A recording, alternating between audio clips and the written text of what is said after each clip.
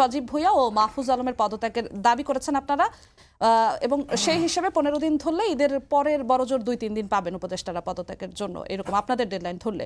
তো ঈদের পরে যে রাজনৈতিক অঙ্গন উত্তপ্ত হওয়ার যে আভাস পাওয়া যাচ্ছে, এটি কি তার মধ্যেই একটি হতে যাচ্ছে কিনা?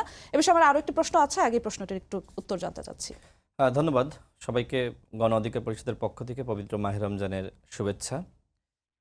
দেখেন, আমরা আমাদের বক্তব্য ক্লিয়ার করেছি, বাকি রাজনৈতিক দলগুলো তাদের অবস্থান কি সেটিও আমরা জানতে চাই।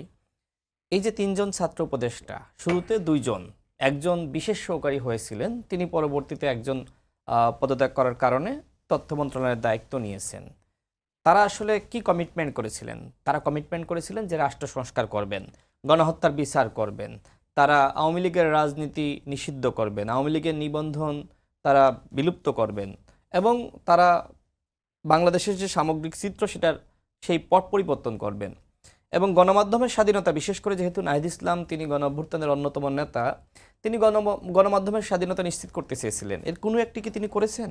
তাহলে তিনি তার কমিটমেন্ট রক্ষা করেননি। তিনি তার কমিটমেন্ট রক্ষা না করে, রাষ্ট্র সংস্কার না করে তিনি পদত্যাগ করে তিনি সাথে সাথে সপ্তাহখানেকের মধ্যে একটি দলের দায়িত্ব নিয়েছেন। দেখেন, একটি দল কিন্তু ধারাবাহিক প্রক্রিয়া, একদিনে একটি দল হয়ে যায় না, এক সপ্তাহে হয়ে যায় না।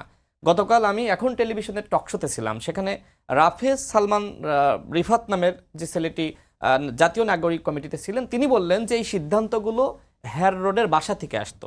এখন হেয়ার রোডের বাসিন্দা কারা আমরা কিন্তু সবাই জানি। তার মানে কি? তার মানে এই যে পার্টি গঠিত হয়েছে সরকার ঘনিষ্ঠ বা সরকারের আশীর্বাদ পুষ্ট একটি পার্টি, তো সেই জায়গায় এই পার্টি নিয়ে মানুষের সমালোচনা আলোচনা থাকবেই। কারণ হলো গণ অভ্যুত্থানে আমরা সবাই অংশ নিয়েছি। এখন যেহেতু রাষ্ট্র সংস্কারের কমিটমেন্ট রক্ষা না করেই, গণহত্যার বিচার না করেই, গণমাধ্যমের স্বাধীনতা নিশ্চিত না করেই তিনি পদত্যাগ করে পার্টির দায়িত্ব নিয়েছেন, তাহলে বাকিদের কাজটা কি? বাকি 2 জন কি করবেন?